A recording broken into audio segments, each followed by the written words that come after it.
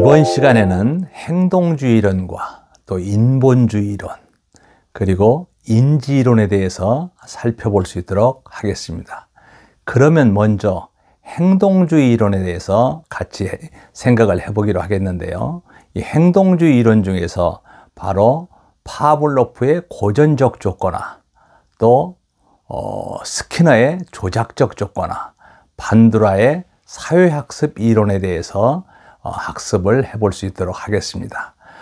우선 파블로프의 고전적 조건 형성 이론은 말 그대로 러시아의 생리학자 파블로프라는 사람이 동물 실험을 통해서 확립이 됐습니다. 이걸 미국의 심리학자 존 왓슨이 이 이론을 인간에게 적용해서 행동주의 학습 이론의 기초가 될 수가 있었습니다. 고전적 조건 형성 이론은 중성 자극을 반응을 유발하는 그런 조건 자극으로 변화시켜서 조건 반응을 일으키도록 하는 반응적 조건 형성에 관한 이론이다, 이렇게 얘기를 할 수가 있습니다. 그럼 파블로프의 생애에 대해서 잠깐 알아보겠는데요. 이 이반 파블로프는 1849년 러시아에서 태어났고 1936년 87세에 사망을 했습니다. 이 파블로프는 21세 때부터 과학적인 일에 흥미를 갖고 있었고 오랫동안 그런 생리적 연구에 전념했으며 1904년에 소화계통에 관한 연구로 노벨상을 받았던 사람입니다. 근데 이 노벨상을 받기 이전에 50세에 바로 개의 타액 분비 본질에 관한 그런 우연한 발견으로 인해서 조건 반응에 대한 연구를 시작을 하게 됐습니다. 그래서 파블로프는 이 개들이 입안에 음식이 들어가기도 전에 침을 분비한다는 그런 사실을 발견을 하죠. 그래서 개들은 음식이 오는 것을 보거나 가까이 오는 발자국 소리만 들어도 바로 침을 분비하게 돼서 전에 반응을 일으키지 않았던 그러한 자극이 조건 형성을 통해서 반응을 일으킨다는 그러한 사실을 발견했습니다.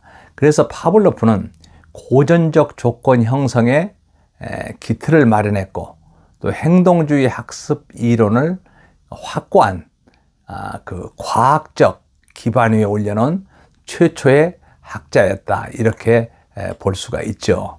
그래서 이 고전적 조건 형성은 일정한 자극에 의해서 선철적으로 유발되는 그런 반응, 그런 것과는 아무런 관계없는 중성 자극과 연합시킴으로써 그 중성 자극이 조건 자극으로 변화되어서 조건 반응을 일으키게 하는 것을 얘기한다고 볼 수가 있습니다. 이러한 조건 자극으로 인하여 일어나는 조건 반응은 바로 주어진 자극에 대한 그런 새로운 반응으로서 학습된 반응이다, 이렇게 볼 수가 있죠. 그래서 파블로프의 개의 타액 분비에 관한 그 연구에서 이 개에게 음식물을 주게 되면 타액을 분비하게 되는데 바로 종소리를 울리고 음식물을 주는 일을 몇 차례 반복하게 되면 나중에 그 개에서 이 종소리만 울려도 개가 타액을 분비하는 그런 모습이 있었죠. 그래서 여기에서 개는 종소리에 대한 반응하도록 조건 형성된 것이다, 이렇게 볼 수가 있습니다. 그래서 이러한 과정을 고전적 조건 형성이다, 이렇게 얘기를 하고 있죠. 그래서 여기서 음식물을 주는 것은 무조건 자극이고 음식에 대해 타액을 분비하는 것은 무조건 반응이다라고 얘기할 수 있습니다. 종소리에는 타액의 분비와 관계가 없는 중성 자극이지만 나중에 종소리만 울려도 타액을 분비하면 종소리가 조건 자극이 된다는 겁니다. 그래서 타액을 분비하는 것은 또 조건 반응이 되는 거죠. 그래서 이러한 조건 반응은 조건 자극과 무조건 자극의 연합이 지속될 경우에 더욱 강화된다고 볼 수가 있습니다. 그래서 이 파블로프의 고전적 조건화를 가지고서 연구했던 그 왓슨이라는 사람에 대해서 잠깐 말씀을 드리겠는데요. 이 왓슨은 1878년에 미국의 그 남부 캐롤라이나 그린빌에서 이제 태어났고요. 58년도 80세에 사망을 했습니다. 이 왓슨은 시카고 대학에서 동물을 대상으로 상당히 그 심리학을 연구해서 이제 박사학위를 받았고요. 존스 홉킨스 대학에 있으면서 활발하게 연구를 했던 사람입니다. 그래서 이 왓슨 같은 경우는 특히 행동주의자인데, 행동주의 입장에서 보면 심리학이라는 것은 말 그대로 이제 심리학이라는 그런 선언문을 발표하게 되죠. 그러면서 행동주의라는 말을 처음으로 제안했던 사람이 바로 이 왓슨이라고 볼 수가 있습니다. 그래서 이 왓슨은 심리학에 상당히 영향을 주었습니다. 그래서 왓슨은 심리학이 의식이라든가 정신생태라든가 만족 등과 같은 용어를 버리고 그 행동의 그 예언과 통제를 그런 목표로 삼아야 한다, 이렇게 주장을 했죠. 그래서 특히 이 왓슨이라는 사람은 심리학이 자극이라든가 반응, 이런 습관 형성만을 연구해야 과학이 될 수 있다, 이렇게 주장을 했던 사람입니다. 그래서 이 1918년에 왓슨은 파블로프의 고전적 조건 형성을 바탕으로 어린 아동에 대한 연구를 시작을 했습니다. 그리고 인간 발달의 문제에 학습 원리를 적용시킨 바로 최초의 심리학자였다, 이렇게 얘기를 할 수가 있죠. 그러면은 이 고전적 조건 형성의 적용에 대해서 한번 알아보겠는데요. 이 왓슨은 파블로프의 고전적 조건 형성을 기초로 해서 이러한 원리를 인간에게 적용을 했습니다. 특히 그는 그 영아에게 선천적으로 타고난 특질이 없다. 그래서 그들의 성장이라든가 발달은 말 그대로 어떤 양육 환경과 그 영아들의 그 생활에서 중요한 위치라는 부모를 비롯한 주변 사람들의 양육 방식과 태도에 달려 있다고 이 왓슨은 봤습니다. 그래서 왓슨은 영아의 정서 반응이 선천적인 것이 아니고 자극과 반응의 연합에 의해서 학습된 것을 증명하는 실험을 하게 됐습니다. 그 실험의 대상은 바로 알버트라는 11개월 된 영아인데요. 이 영아를 대상으로 이 왓슨이 그 흰 쥐에 대해서 공포를 갖도록 조건 형성이 이루어질 수 있는가, 이걸 이제 알아보고자 했죠. 그래서 알버트에게 처음에 흰 쥐에 대해서 보여줘도 아무런 공포 반응이 보이지 않았지만은 이 흰 쥐를 보고 동시에 큰 소리가 나게 하였더니 놀라는 반응을 일으켰다는 겁니다. 그래서 알버트에게 이러한 실험을 몇 차례 반복한 후에 흰 쥐만 보여줘도 공포 반응을 보이게 되었다는 거죠. 이것은 중성 자극이던 흰 쥐가 큰 소리와 연합해서 하나의 그 조건 자극으로 변화되면서 조건 반응을 일으키도록 조건 형성이 이루어진다는 결과라는 거죠. 이 흰 쥐를 보고 공포 반응을 일으킨 알버트는 그 뒤에 자극이 일반화되어서 여러 사물을 갖고 놀지만 털이 난 것은 모두 무서워했다는 겁니다. 그리고 이 조작적 조건 형성에 대한 부분을 보겠는데, 조작적 조건 형성은 바로 이제 스키너가 얘기했던 부분인데요.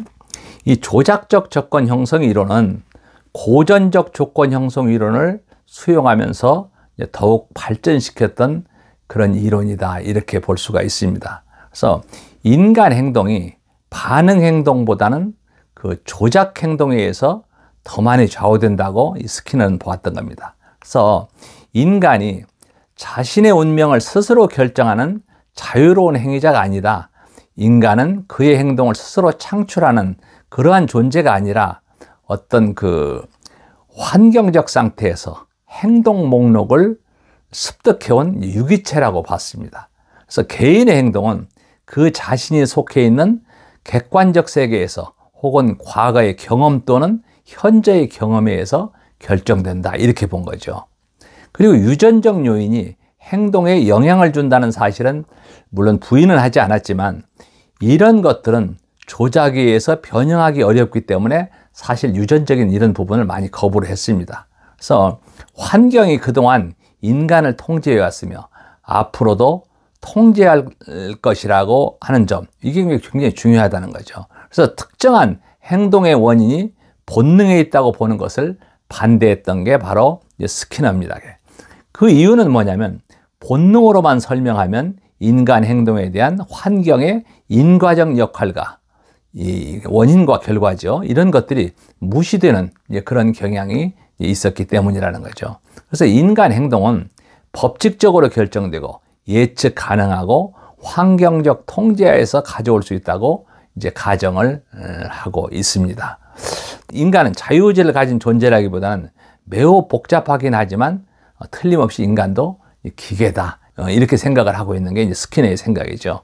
그래서 인간 행동에 대한 그러한 설명은 측정 관찰할 수 있는 그런 실험적 조직을 통해서 이루어져야 되고, 하나의 그 철학적 사색에 의존하여서는 아무것도 결정할 수 없다, 이렇게 스키너는 얘기를 하고 있습니다. 그래서 그 모든 과학은 단순한 것으로부터 복잡한 것으로 발달하는 것이다. 그래서 인간을 연구하기 위해서는 어떤 하위 동물을 연구해야 된다, 이런 얘기를 하고 있습니다. 그래서 이 스키너 같은 경우는 이 스키너 상자로 상당히 그 유명하죠. 원래 스키너는 그 하나의 그 고전적 조건 형성 이론을 수용해서 굉장히 발전시킨 그러한 이론이다, 이렇게 볼 수가 있습니다. 그래서 행동주의 학습 이론에서 말 그대로 가장 뛰어난 선구자다. 그래서 인간 행동의 그 반응보다는 조작 행동에 의해서 더 많이 좌우된다, 이렇게 봤죠. 그리고 스키너 같은 경우는 원래 미국의 펜실바니아에서 태어났습니다. 상당히 화목하고 안정된 그런 가정에서 생활했죠.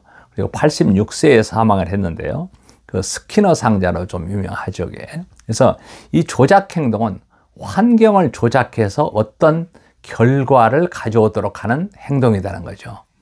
이것은 하나의 행동에 어떤 결과가 뒤따르게 되고 또 그 결과의 특성에 따라 유기체가 그러한 행동을 되풀이하는 그런 습득된 그런 행동을 말한다는 겁니다. 예를 들면은 아동이 그 독서를 할 때 부모가 관심을 보이고 칭찬하게 되면 아동은 독서를 계속하게 될 것이라는 거죠. 이때 아동이 독서를 계속하게 되는 행동은 부모의 관심과 칭찬으로 나타나는 어떤 조작 행동이다, 이렇게 볼 수가 있는 거죠. 이 조작 행동은 자극에 의해 유발되는 것이 아니고 스스로에 의해서 방출되는 것이다. 그래서 이것은 바로 능동적인 유기체의 특성이다라고 봤습니다. 즉 반응 행동은 그에 앞서 일어난 사건들에 의해 직접적인 그러한 통제를 받지만 조작 행동은 처음부터 쉽게 확인할 수 있는 그런 유발 자극이 없이 유기체가 보이게 되는 행동이고 그 결과에 의해서 이제 통제가 된다는 거죠. 그리고 우리가 일상생활에서 하고 있는 주요한 행동들의 대부분이 바로 조작 행동이다, 이렇게 볼 수가 있습니다. 그러면 조작적 조건 형성이라는 게 뭔지 한번 생각해 보겠습니다. 인간의 행동은 그 행동의 결과에 의해서 변화가 되는데 행동의 결과가 유익하다면 그런 조작 행동이 미래에 출현될 그런 가능성은 증가한다고 볼 수가 있습니다. 이러한 것을 행동이 강화되었다고 하고 어떤 행동이 강화를 받으면 그 행동은 반복되는 경향이 있고 더욱 강력해진다, 이렇게 볼 수가 있죠. 앞으로 장차 그와 유사한 상황에서 그런 유형의 행동이 다시 나타날 그런 가능성이 매우 증가가 된다는 겁니다. 그래서 강화에 영향을 받은 그 조작 행동은 조건 형성이 되고 그 행동은 반응 비율이 증가하게 되어서 그 사람의 어떤 행동 목록에서 일상적인 그 반응으로 자리를 잡게 된다는 겁니다. 바로 이러한 반응들이 하나의 조건화된 행동이다. 이렇게 볼 수가 있죠. 그래서 조작적 조건 형성은 반응의 결과에 따른 변화가 반응이 발생하는 비율에 영향을 미치도록 하는 절차라고 볼 수 있는데요. 이것은 행동이 그 결과에 의해서 변화된다고 보았고, 그러한 행동이 그 반응 비율에 영향을 미칠 수 있도록 임으로 조건을 제시하는 그 과정이다. 이렇게 얘기를 할 수가 있습니다. 스키너는 그의 이론을 증명하기 위해서 스키너 박스라는 불리는 그런 독특한 하나의 실험 장치를 만들었습니다. 이 상자의 한쪽 구성에는 지렛대가 있고, 이것을 누르면 바로 전원과 연결되어서 자동적으로 먹이와 물이 나오도록 고안이 되어 있습니다. 이 실험에서 굶주린 쥐를 상자에 집어넣으면 쥐는 처음에는 먹이를 얻을 수 있게 되죠. 또 시간의 흐름에 따라서 자꾸 지렛대를 자주 누르게 되는 모습을 봅니다. 여기에서 그 실험에서 나타난 이러한 과정을 조작적 조건 형성이다 라고 얘기를 하는데요. 이 고전적 조건 형성이 행동보다 먼저 제시되는 그런 조건에 초점을 두는 것이라면, 조작적 조건 형성은 말 그대로 행동이 일어난 후에 결과에 초점을 둔다라고 얘기할 수가 있죠. 그러한 행동의 결과를 어떻게 제시하느냐에 따라 조작 행동이 강화되거나 속어들 수 있는 것이라는 겁니다.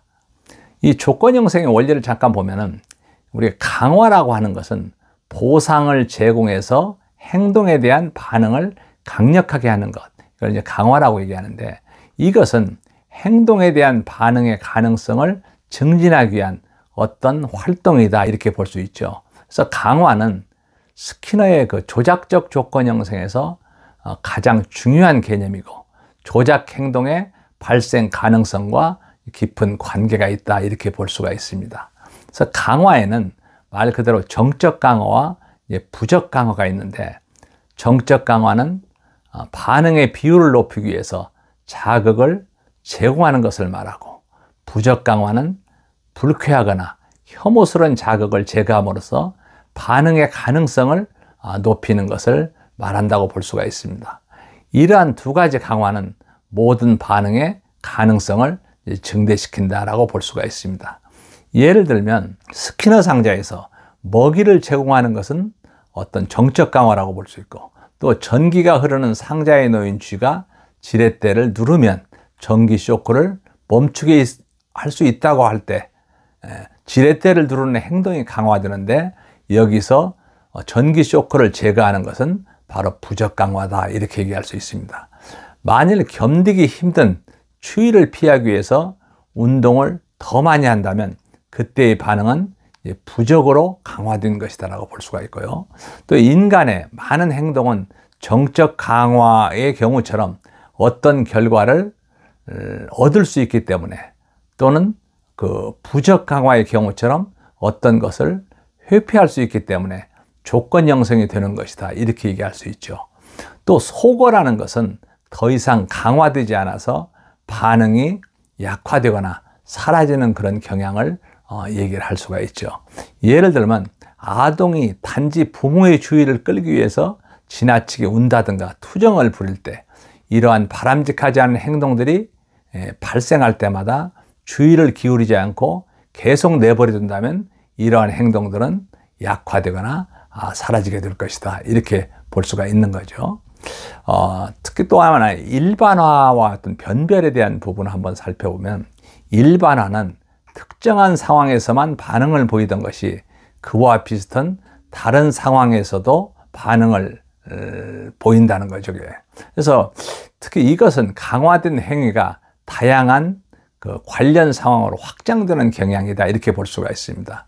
이것은 자극 일반화와 반응의 일반화로 구분할 수 있는데, 자극 일반화는 하나의 반응이 단 하나의 자극에만 조건 형성이 될지라도 그러한 특정한 자극에만 반응을 하는 것이 아니라 그와 비슷한 다른 자극에 대해서도 반응을 보이는 것을 얘기한다는 거죠. 또 변별은 주어지는 자극에 대해서 선택적으로 반응을 보이는 것을 말하는 건데, 이것은 자극의 일반화 이후에 분화 과정을 통해서 나타나는 것이고, 어떤 자극에 반응하는 행동은 강화해주고 다른 자극에 반응하는 행동은 강화하지 않음으로써 학습된다, 이렇게 볼 수가 있습니다. 한편 사회 적응에 있어서도 반응을 일반화하는 능력도 중요하지만 각기 다른 상황에서 변별을 잘하는 능력도 중요하다는 거죠. 그래서 인간의 그런 지적인 행동은 변할 수 있는 능력에 의존하는 경우가 많은데, 스키너는 바로 건강한 성격은 일반화와 변별의 능력을 혼합한 결과로 발달한다, 이렇게 주장을 하고 있습니다. 이렇게 우리 스키너에 대한 부분을 얘기를 했는데요. 두 번째 시간은 우리가 그 처벌에 대한 부분을 말씀을 드릴 수 있도록 하겠습니다. 이로써 1차시 강의를 마치겠습니다.